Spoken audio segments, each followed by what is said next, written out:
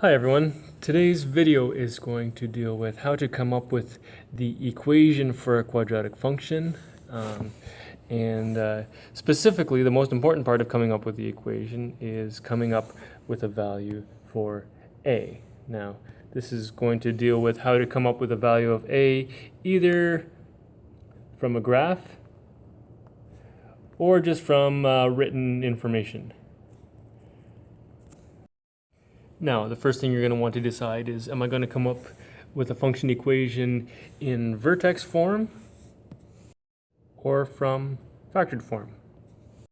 And of course, this will depend very much on what information do you have. If you have the vertex, like we do in this particular example that you see on the screen, then it makes sense that we would come up with an equation in vertex form.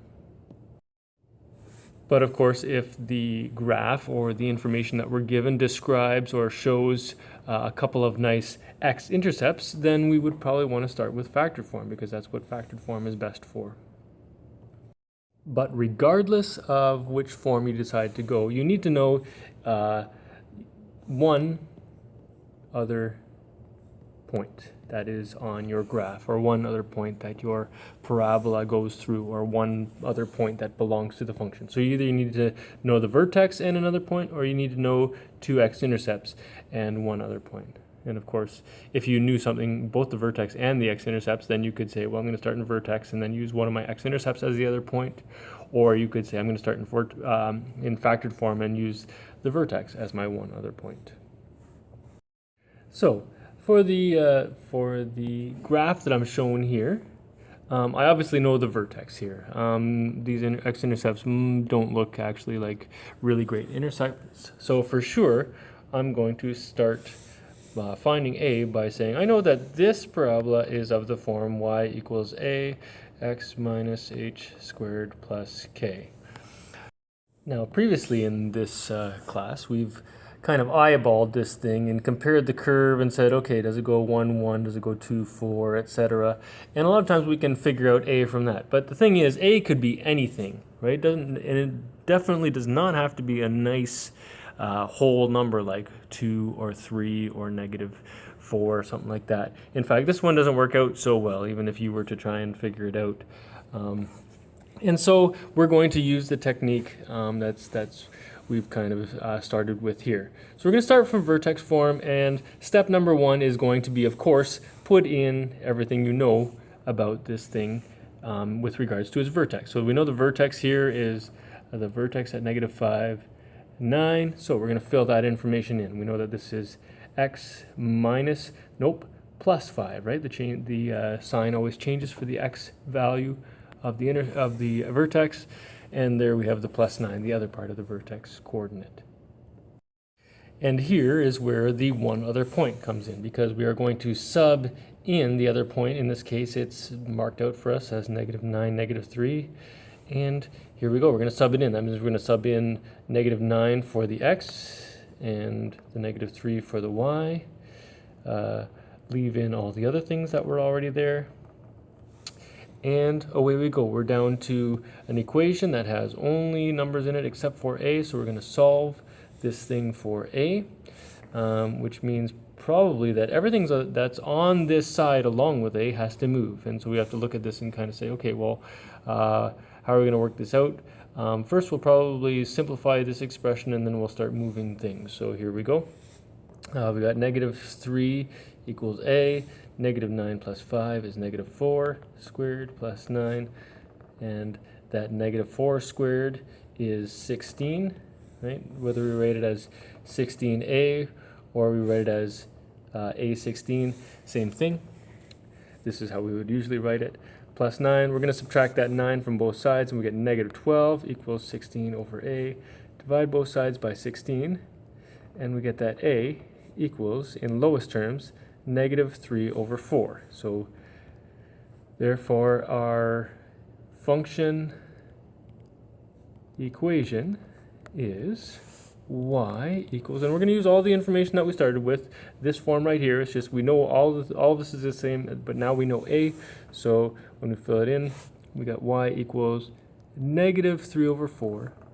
Vertex form is still holds, x plus 5 squared plus 9.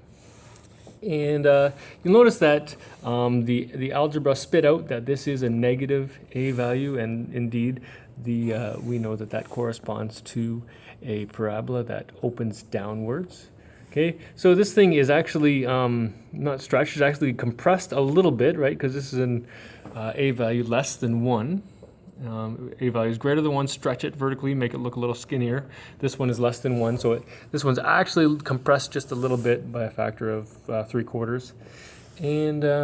But it's opening down and it goes through this point. So start with vertex form, put in the vertex numbers, sub in the other point, work out to A, and then write the equation with A in it.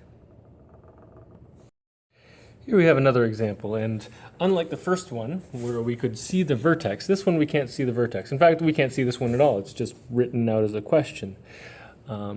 If it was graphed nicely for us, we could probably eyeball this one. The a value of this one is actually kind of a nice number, but we're asked to do this without a graph. I mean, we could sketch this thing, maybe. We could draw a quick sketch and say, okay, 312, as we'll call that up there.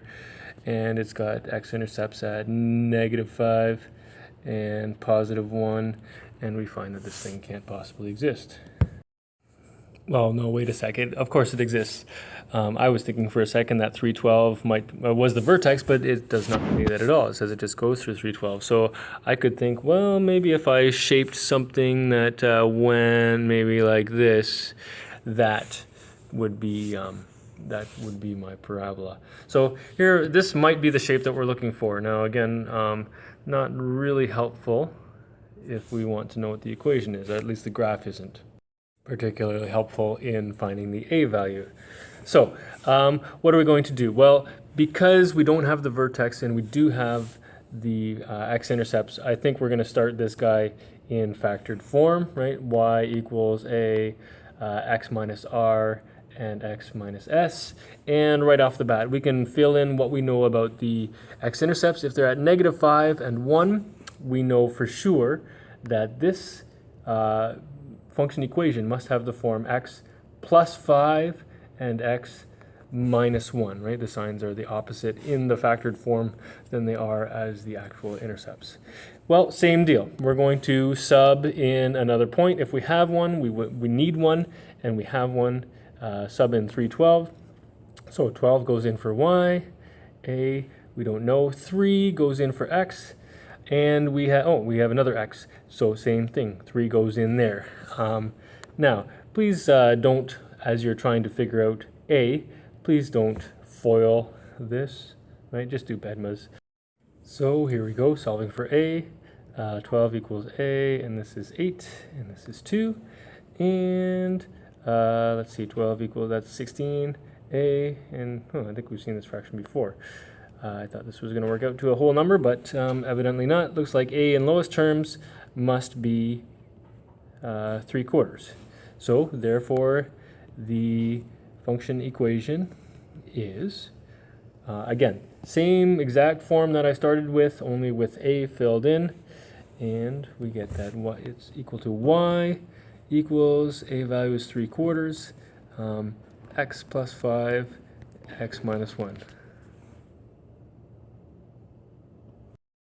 So, as we had written in the first slide, when you are trying to find a function equation either from a graph or from written information, you're going to decide which form you're starting from. If you know the vertex, you're going to start with vertex form, and if you know the x-intercepts, you're probably going to start with factored form, and you're going to include an a in there, and then you're going to sub in your one other point, of course, that you know, and you're going to continue to work that through, and eventually you will solve for a by isolating it.